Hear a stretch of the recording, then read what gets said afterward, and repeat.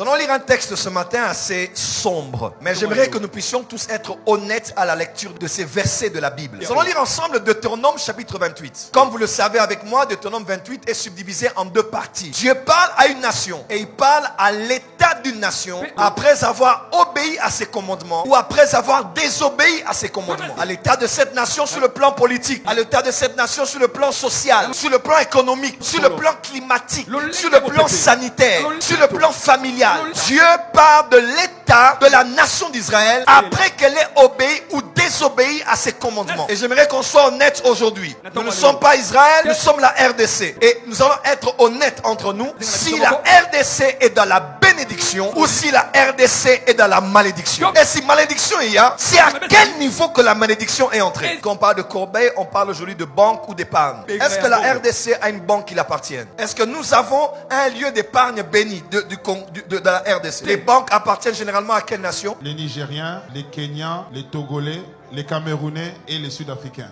Et les Libanais même. Et nous sommes heureux d'aller faire des photos, d'aller faire sur les panneaux. C'est bien. Mais nous n'avons aucune corbeille, aucun grenier qui nous appartienne à nous. Sommes-nous bénis ou sommes-nous maudits? Ah non, c'est difficile de reconnaître. Mais est-ce que nous sommes bénis ou maudits? Si on fait une application de ce qui se passe à nos aéroports aujourd'hui. Au départ, qu'on doit même quitter la maison, allons seulement là. Les autres ont des RER, ils ont des trains, ils ont des bus.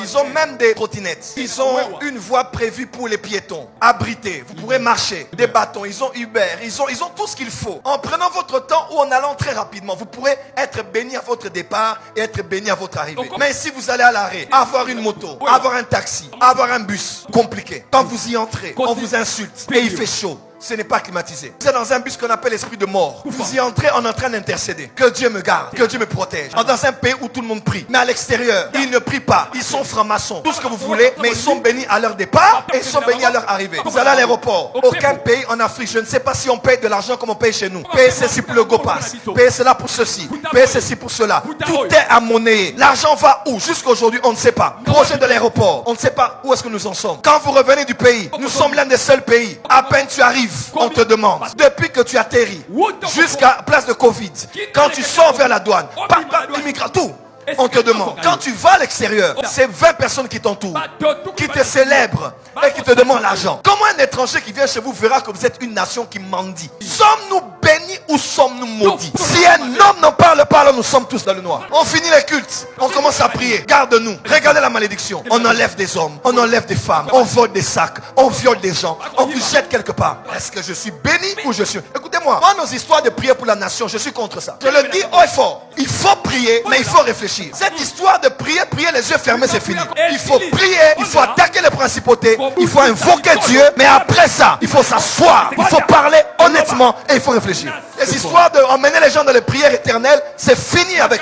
Nous sommes une nouvelle génération. Je ne prendrai pas part à des choses pour endormir les gens. C'est pour l'argent, alors allez-y. Est-ce que parmi les grandes start-up, les grandes sociétés sur le plan africain aujourd'hui, on peut parler d'une entreprise congolaise? Lorsqu'on veut construire des routes, on a besoin de logistique. Aucune entreprise. Autrefois, tout ce qui était sous-traitance était ici. Mais maintenant, tout ce qui est sous-traitance est d'ailleurs. Est-ce que Dieu nous a bénis ou Dieu nous a maudits? Avons-nous des millionnaires ici? Est-ce qu'on en a même? À compter. Regardez l'Afrique du Sud, regardez l'Égypte, regardez le Nigeria, regardez la RDC. Mokapasi et Indi. Toutes les expressions que vous connaissez. Quelle expression encore? Kosovo. Ah oui, c'est Iran. Irak. Quoi encore? Ombokate. Donc quand le soleil se lève, pour d'autres c'est bien pour se détendre, en culotte, en babouche, en train de savourer le soleil. C'est la bonne période. Nous, quand il fait chaud, tu pleures. Parce que le jour, tu auras chaud. Et la nuit, la chaleur qui a emmagasiné les murs va être dégagée sur toi. Comment avoir une vie sexuelle bonne en famille? Comment avoir des enfants qui dorment bien, se réveillent le matin pour aller à l'école? Comment avoir des gens qui se reposent la nuit quand ils dorment? Comment avoir des rêves qui sont bien? La qualité des rêves est déterminée par la qualité du sommeil. Et la qualité du sommeil est déterminée par la qualité de la chambre et de l'état dans lequel tu dors. L'Éternel te fera battre par tes ennemis. Comment un pays qui n'a même pas la taille de Kinshasa peut nous faire trembler et nous faire des voyages diplomatiques tout le temps? Sommes-nous bénis ou sommes-nous maudits? Regardez, aujourd'hui, il y a des gens qui meurent. S'il y a des lieux où on respecte la vie humaine, à part la maternité, c'est le cimetière. Allez au cimetière de Kitambo. Allez dans d'autres cimetières. Il y a des corps qu'on n'a plus même revus. Tombeau sur tombeau. On marche dessus. On boit dessus. On danse dessus. On couche dessus. Les corps profanés. Des gens construisent des maisons dans les cimetières. Fausses communes. Tous ces scandales que nous avons eus. Les gens meurent comme ça et sont délaissés. J'ai appris le scandale, un scandale qui a eu lieu dans un de nos hôpitaux. hôpitaux où un médecin lui-même a dénoncé le fait que sa fille soit livrée comme ça devant tout le monde. Elle est morte. Nous sommes bénis ou nous sommes maudits. Excusez-moi, je ne serai pas conventionnel. Pardonnez-moi si je vous blesse. Mais si on ne parle pas de ça, je ne veux pas avoir honte devant mes enfants, mes petits-enfants. Comme quoi j'étais qu'un homme qui passait son temps à voyager, à s'habiller. Il y a des gens, ils marchent, mais tu ne sais pas où il va. Il réfléchit. D'une maison à une autre. D'un homme à l'université à un autre homme. Il ne sait pas ce qu'il fait. Il réfléchit. La plupart de nos problèmes ne sont pas spirituels. Ils sont psychologiques. Si on prend les Congolais, on les amène auprès des psychologues. Ce n'est pas insultant. Nous avons beaucoup de problèmes dans la tête. Une jeune femme de 15 ans, elle doit réfléchir comme une femme de 40 ans pour survivre. Et tu attends d'être une bonne fiancée à 21 ans. Les gens sont compris des délires. Nous aimons les étrangers. Ils doivent jouir dans notre pays. Mais ce n'est pas normal. Ce spectacle où nous n'avons rien. Mais c'est les tels. Je tel le nom, tel et tel qui se retrouvent du sommet de l'État jusqu'ici.